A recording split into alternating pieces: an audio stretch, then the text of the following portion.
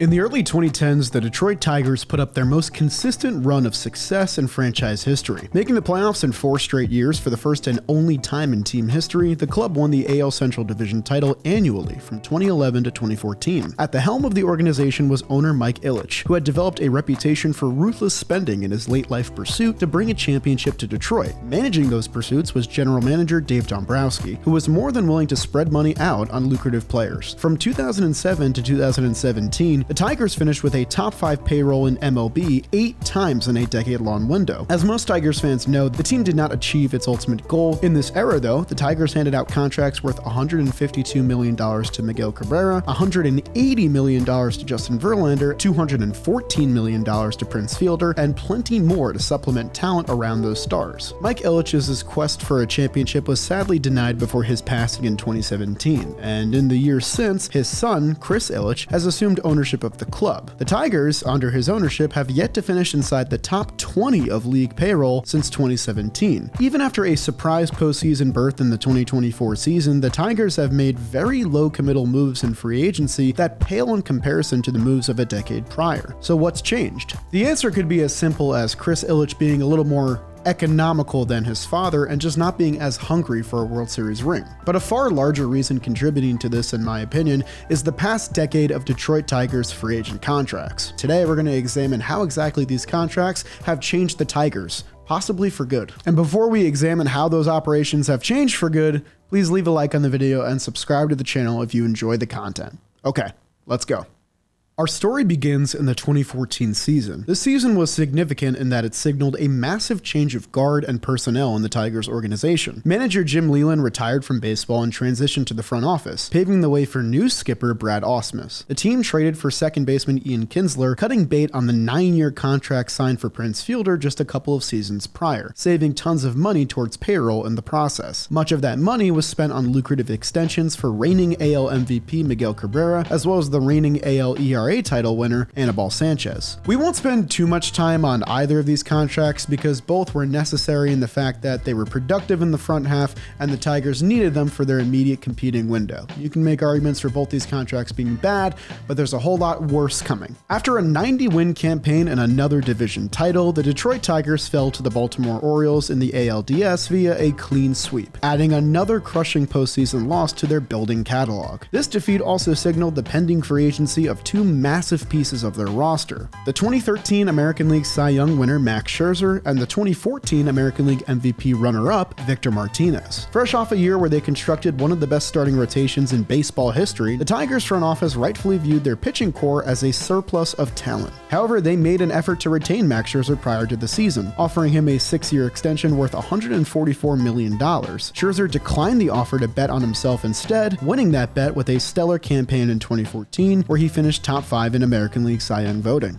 He instead signed with the Washington Nationals on a 7-year contract worth north of $200 million. Aside from Randy Johnson's contract with the Arizona Diamondbacks, this is widely considered to be one of the best starting pitcher free agent contracts in baseball history. In the window of this deal, Scherzer threw more innings and compiled more wins above replacement than any other pitcher, as well as adding 2 more Cy Young awards and a World Series trophy to his crowded mantle. Instead, the front office focused their attention on the offense, specifically Victor Martinez. In a lineup that featured 5 all-star position players, V-Mart led all of his teammates in triple slash line, home runs hit, and even wins above replacement despite being a full-time designated hitter. In an admittedly weak class of free agent hitters, the Tigers prioritized Martinez, bringing the DH back on a 4-year contract worth $68 million, which would take V-Mart to his age 39 season. As if such a hefty paycheck for an aging DH wasn't risky enough, just 3 months after inking the contract, Victor Martinez suffered a torn medial meniscus in his left knee. Though this didn't make him miss the start of the regular season, it was clear immediately that the left knee was going to be an issue going forward for Martinez. In mid-May, he had a paltry .578 OPS in 34 games as the everyday designated hitter for the Tigers before hitting the injured list with recurring pain in that same left knee. And this signaled a bad omen going forward for the remaining 3 years on this deal. He usually existed as a beacon of both health and offensive production, but his knee injury early in this contract tore down that reputation. In what was supposed to be the best season of his new 4-year deal, Martinez posted the worst offensive numbers of his career at age 36. Of players with at least 400 450 plate appearances in the 2015 regular season, Victor Martinez ranked dead last in wins above replacement. Even with a bounce-back season the following year, Martinez's 4-year contract to end his career was underwhelming, to put it lightly. At the price of $17 million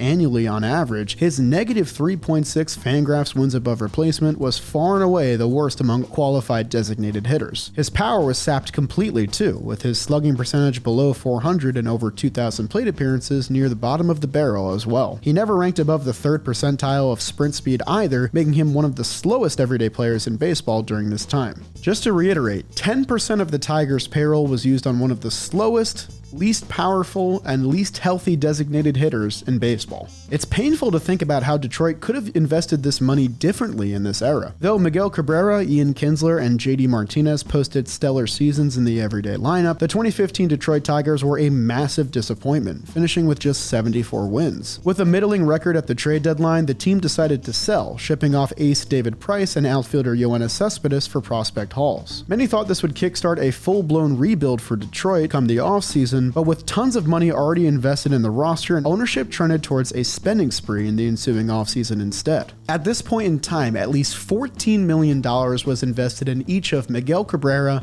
Justin Verlander, Victor Martinez, Ian Kinsler, and Anibal Sanchez. So the organization basically had a bunch of unmovable trade pieces in a window where they probably should have been rebuilding. Instead, they decided to spend even more.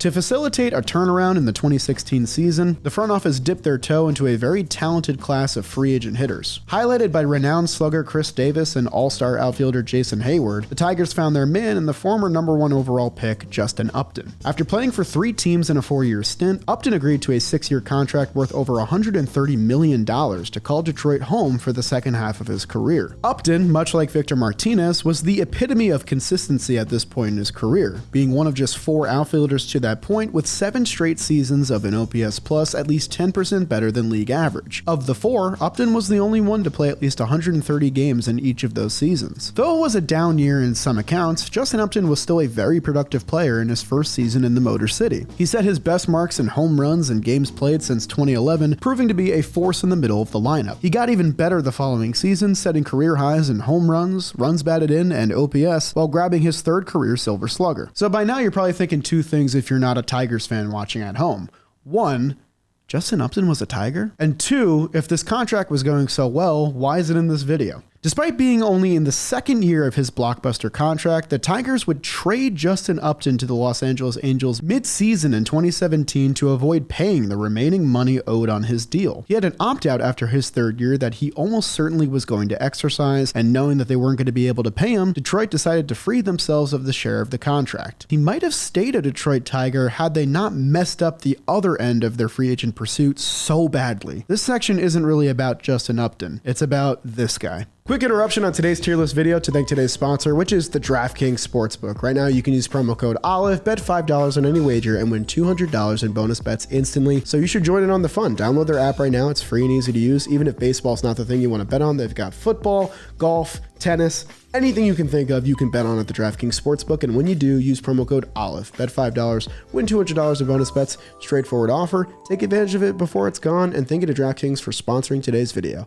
In a pitching class headlined by former Cy Young winners in Zach Greinke and David Price, the Detroit Tigers landed with the 3rd best starting pitcher on the free agent depth chart, right-hander Jordan Zimmerman. Zimmerman became the first pitcher to undergo Tommy John surgery and earn a 9-figure deal later on in his career. Zimmerman, like Upton and like V-Mart, had been the epitome of consistency up until this point. He had made over 30 starts in 4 straight seasons with 2 top 7 finishes in National League Cy Young voting along the way. A master of control, Zimmerman posted a top 4 mark and walk per 9 rate in this window from 2012 to 2015 among qualified starting pitchers. He also had posted a better ERA than his superstar rotation mate Steven Strasburg, as well as division rival Cole Hamels. With a couple seasons worth of hiccups from future Hall of Famer Justin Verlander, Zimmerman was viewed as a rotation insurance policy. He didn't have the same strikeout potential as some of the best pitchers in baseball, but his resume made him well worth the average annual value of $22 million. At this point, I kind of just feel bad for the Tigers front office. All 3 of the contracts we've mentioned have been based on consistency and safety in terms of signing a player to that much money, and none of them worked out. Believe it or not though, this contract could not have gotten off to a better start. In Zimmerman's first month as a Tiger, he won American League Pitcher of the Month for April of 2016. He won all 5 of his starts, allowing just a pair of earned runs in 33 innings. Even with some bumps in the road, his ERA was as low as 3.24 through his first 13 starts of the season. He pitched 7 innings or more in over half of those outings as well. But an untimely neck strain sidelined Zimmerman for the month of July, and after missing 4 weeks, he made just 1 start before hitting the injured list again, re-aggravating the same neck injury. When he returned in late September, he was knocked around in his final 3 outings, finishing 2016 with career worst marks in innings pitched, ERA, WHIP, and wins above replacement. Although these wouldn't be his career worst for very long. It didn't help that the Tigers' other free agent pursuit to shore up their rotation, right-hander Mike Pelfrey, also endured the worst season of his career to that point, pitching to an ERA over 5 in 20 starts after the Tigers paid him $16 million.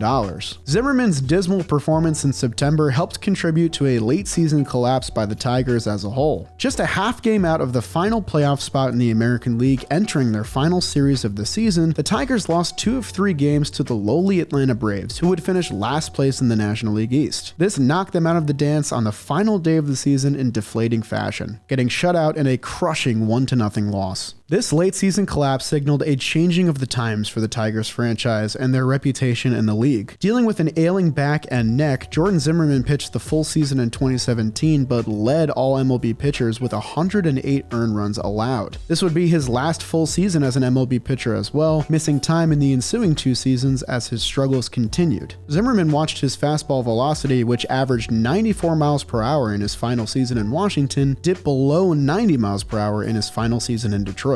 In his 5-year deal, he pitched to an ERA well above 5 and a hit per 9 rate well over 10. Of pitchers to throw at least 500 innings from 2016 to 2020, no one had a higher ERA or batting average against than Jordan Zimmerman, all while getting paid over $20 million per year. Zimmerman chose to retire from the game in the middle of the 2021 season, and during his final press conference, he fought back tears when speaking on his tenure in Detroit, remarking that he wished he could have stayed healthy and given more, but that his body just wasn't holding up towards the end. After their collapse in 2016, Detroit's big market signings continued to drag the team down towards mediocrity. In addition to the already mentioned struggles of Jordan Zimmerman and Victor Martinez, their franchise face Miguel Cabrera began a steady decline in 2017 at age 34 as his Hall of Fame numbers took a significant dip. Anibal Sanchez was a negative WAR pitcher in both 2016 and 2017, and the Tigers even had to trade their way out of the Mike Pelfrey deal that they had signed. The Tigers paid these 5 players $88 million worth of their $188 million payroll, which accounts for nearly half of the money spent, as all 5 combined for negative WAR altogether. This would be a trend for the next 3 seasons as well, culminating in a horrible 2019 season. 2 years later, in 2021, the franchise began to emerge from the rubble. The likes of V-Mart, Anibal Sanchez, and Jordan Zimmerman finally came off the books for Detroit as young talent reached the MLB roster. More importantly, the team hired AJ Hinch as manager of the club, and though they'd post a losing record in 2021, they showed signs of life with a 37-34 record in the second half. With forward momentum for the first time in 5 years and a payroll below $100 million,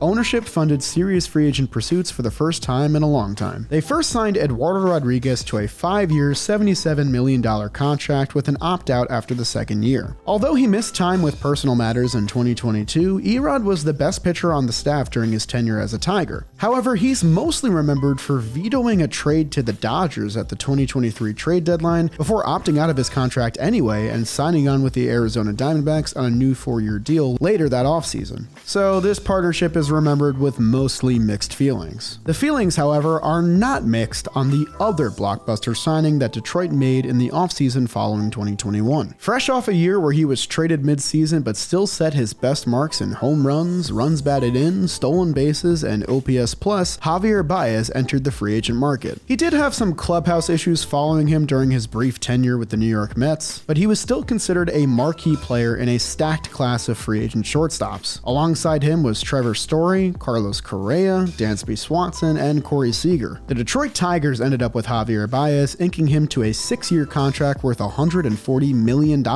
Coming off one of his best seasons as a big leaguer and turning 29 years old, there was a realistic perception that the Tigers could get the best years of Baez's career. But you're a baseball fan.